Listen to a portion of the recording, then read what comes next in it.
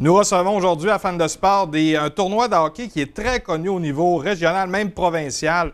Les gens du tournoi provincial de hockey Pee-Wee de Jonquière, recevons le président, M. Marc-André Goudreau. Ça va bien? Oui, ça va bien, merci. Et on reçoit également votre mascotte, Hockey-Doo, qui est là parmi nous. Salut Hockey-Doo, ça va bien? Donc, aujourd'hui, on va débuter l'entrevue. Marc-André, si tu veux bien. C'est la combienième année du tournoi provincial? C'est la 53e édition du tournoi provincial de hockey Pee-Wee de Jonquière. Ouais. C'est dans quelle date? C'est pour ça qu'on se voit un petit peu avant les fêtes, parce que c'est tout de suite, presque en janvier, milieu janvier, je crois. Exactement, c'est du 9 au 15 janvier 2017. Okay. Donc, c'est ça, on va digérer notre tourtière directement après le temps des fêtes dans les arénas. On va faire bouger nos jeunes, puis... nous, ça va nous permettre aussi de bouger. On bouge pas mal cette semaine-là. Puis, est-ce que vous avez, toutes les années, c'est 7 jours? On parle du lundi au dimanche. On a déjà essayé d'autres formules. On a déjà essayé la fin de semaine d'avant, sauf que c'est beaucoup demandé là, à nos gens. Puis, c'est de monopoliser les arénas également durant deux fins de semaine. Donc, c'était plus facile pour nos bénévoles, notre organisation, de le faire seulement sur une semaine et une fin de semaine. Parce qu'en fait, la demande serait probablement là de faire un tournoi sur peut-être 10 jours, en fait, comme certains tournois font dans la région aussi. Peut-être, mais le problème est qu'il y a beaucoup d'équipes qui viennent de l'extérieur, donc ils ne peuvent pas non plus, étant donné l'école, etc., ils ne peuvent pas venir avant le jeudi de la semaine pour passer la fin de semaine. Ils ne peuvent pas manquer trop d'école. D'ailleurs, on a plusieurs demandes d'équipes de l'extérieur. Ils ont des examens du ministère ou des choses comme ça. Donc, ils ne peuvent pas arriver le jeudi matin. Ils peuvent juste arriver le jeudi après-midi. Donc, il faut faire avec ça. C'est normal, l'école passe en premier. Là. Et combien on peut accepter d'équipes? Combien cette année il y a d'équipes? Et par le fait même, est-ce qu'on est complet présentement? J'imagine que oui, on est complet. On est très content. On n'a pas de misère à compléter nos classes. On a 54 équipes. En fait, on a 8 équipes de 3A. Cette année, on a cette nouveauté-là. On a le 3A et le 3A relève. Donc, on a 8 équipes dans le 3A. On a 8 équipes dans le 3A relève. On a 16 équipes dans le 2B. Malheureusement, on ne peut pas accueillir de 2A parce qu'on n'a pas de plage horaire. On n'a pas de place pour les intégrer. Il faudrait justement faire sur 2 semaines. Donc, on a pris la décision, là, cette année, on essayait ça. On prenait le 2B, étant donné qu'on a pris 8 équipes régionales dans le 2B, puis on a pris 8 de l'extérieur pour pas que nos équipes régionales jouent seulement contre des équipes d'ici. Puis donner l'opportunité également à nos équipes d'ici de pouvoir participer à notre tournoi. Puis ensuite, on a, je crois que c'est, je mêle un petit peu, dans le A puis dans le B, c'est 12 et 8, je crois. Là. C'est 8, je pense que c'est 8 dans le A puis 12 dans le B. OK, donc on est à capacité maximum. Là, 54 équipes là, au total. Puis on a des équipes, là, justement dans le B, on a une équipe cette année de l'extérieur. On est content de les recevoir, là, une équipe de Pouvirnitouk qui vient. On parle d'ordre de quoi? 1300 km à peu près de Oui, c'est ça, de distance. Ils viennent en avion, viennent passer la semaine avec nous. Probablement en famille d'accueil. Pour eux, c'est une belle expérience. Là, outre le hockey, c'est une belle expérience de venir visiter notre coin, puis de vivre une expérience dans une famille d'ici. Puis on est bien content de les accueillir. Cette équipe-là, est-ce qu'ils vont jouer dans quelle catégorie, en fait? Ils vont jouer dans le B, dans le Pee-Wee B. Oui. Donc, eux débutent quand? Est-ce qu'ils débutent en début de semaine également ou on les voit? On a souvent le simple lettre, on n'a pas le choix de jouer le lundi ou mardi, en fait? Exactement. Les équipes simple lettre, en fait, toutes les équipes jouent un minimum de 3 parties.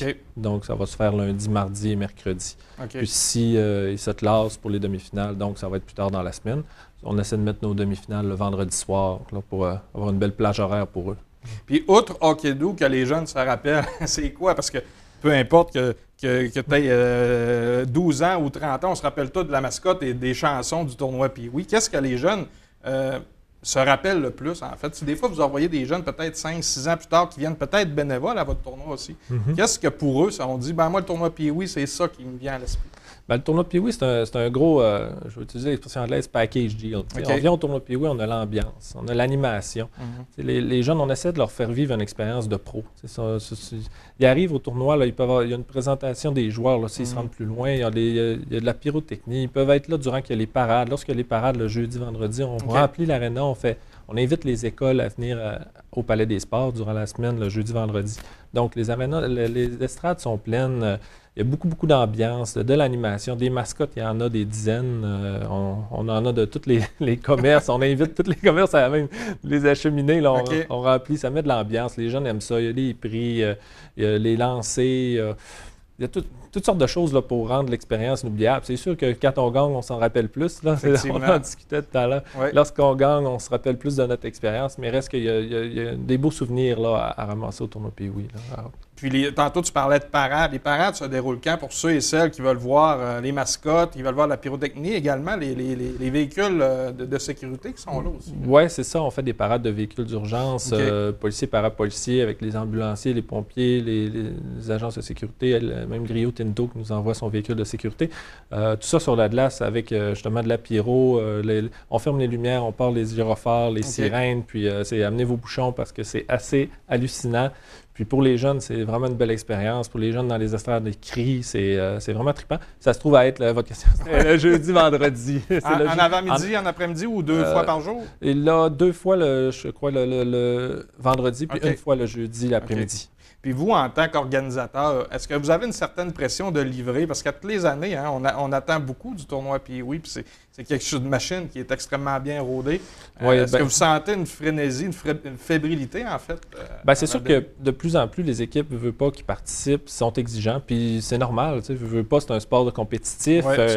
Les jeunes prennent ça à cœur, c'est une belle expérience. Ils s'attendent beaucoup en arrivant chez nous. Donc, oui, on a cette pression-là, mais on a la chance aussi d'avoir notre équipe de bénévoles, notre comité organisateur là, qui sont là depuis plusieurs années. Puis, les gens mettent toute la main à la pâte pour rendre leur expérience. Le but, c'est vraiment de rendre l'expérience justement inoubliable. J'imagine qu'il y a un gros tournoi comme ça prend une équipe de bénévoles qui est énorme. On parle de combien de bénévoles, en fait? On est entre 500 et 600 bénévoles qui reviennent à chaque année.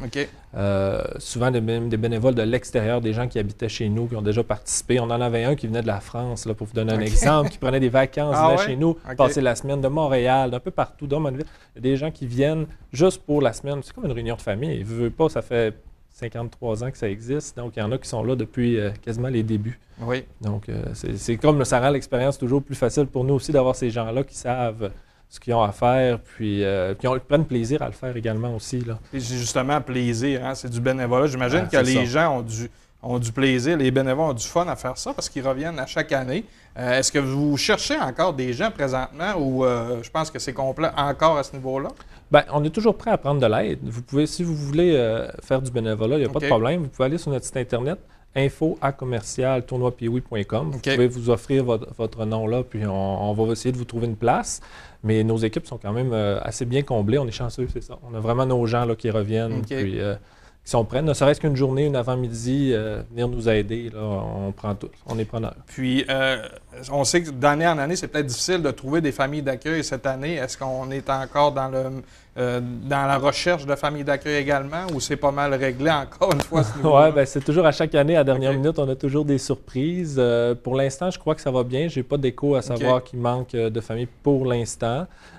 Par contre, c'est sûr, il y a toujours un blitz à la fin. On a toujours des surprises, mais c'est une tendance qui va en descendant. Malheureusement, là, je trouve que les équipes devraient profiter de ça pour donner une expérience à leurs jeunes de sortir de la maison, oui, fond, là, parce que c'est vraiment une belle expérience pour les jeunes de sortir de chez maman, papa. Ils ne couchent pas à l'hôtel, vont dans des familles. Souvent, c'est des familles qui accueillent des jeunes depuis des années ou qui ont eux autres mêmes des enfants. Donc, ça leur fait, justement, on parlait d'expérience inoubliable. Ça fait partie de l'expérience. Moi, je me rappelle des premières familles d'accueil où je suis allé, puis c'est quelque chose qu'on n'oublie jamais. Les gens, en plus, en région, sont tellement généreux. Ils sont prêts. Nous, les familles d'accueil, tout ce qu'on leur demande, c'est de fournir le déjeuner. Dans le fond, l'équipe s'occupe de les faire manger leur heure du dîner, leur heure du souper. Puis nous, tout ce qu'on leur demande, c'est offrez-leur un lit confortable qu'ils puissent se reposer parce que, veut pas, il y a une compétition de hockey, il faut qu'ils soient en forme. Puis un bon déjeuner le matin. Puis ensuite, on peut s'occuper, nous autres, on va les chercher, on les transporte à leur aréna. Après ça, l'équipe en prend une charge pour toute la journée.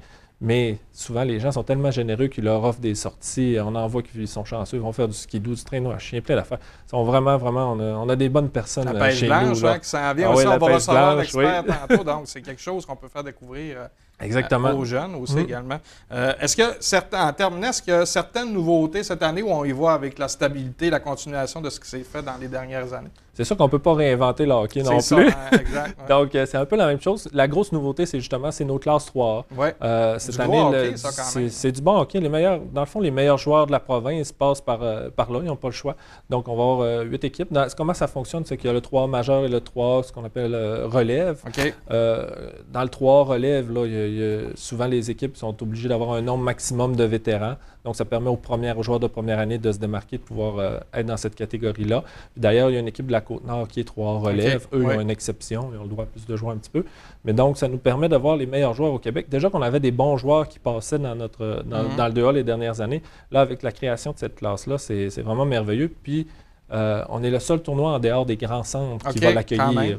Il va y avoir le tournoi de Québec, bien sûr. Puis ensuite, Montréal et ses banlieues là, qui ont, je crois qu'il y a juste 6 ou 7 événements là, qui ont le droit d'avoir les 3. Donc, nous, on avait comme la crainte un peu, étant donné que les joueurs, les organisations 3A, ils jouent dans la province durant toute l'année. On avait la crainte de ne pas pouvoir remplir notre classe, puis ça s'est rempli en rien de temps. Cette catégorie-là débute aux alentours du jeudi, mercredi, jeudi, j'imagine? Oui, c'est ça, le jeudi, là, parce que justement, les équipes proviennent de l'extérieur, donc ne peuvent pas manquer trop d'écoles non plus. Effectivement. Donc, Hockey-Do, est-ce qu'on va te voir toute la semaine au tournoi Pee-Wee? Est-ce que tu es en forme et tu es prêt pour accueillir les jeunes? On voit Hockey-Do en feu ce matin. Ah oui. On a voulu le faire chanter, mais on m'a dit qu'il n'a pas voulu. Donc, non, il fait des chansons à mime. Ouais. Donc, je vous souhaite tout le succès que vous méritez, parce que c'est beaucoup de travail. Les policiers qui s'impliquent, les bénévoles. Donc, félicitations à tous de vous occuper si bien des jeunes et bons succès pour la 53e édition. Merci beaucoup. Merci. Merci, Hockey-Do.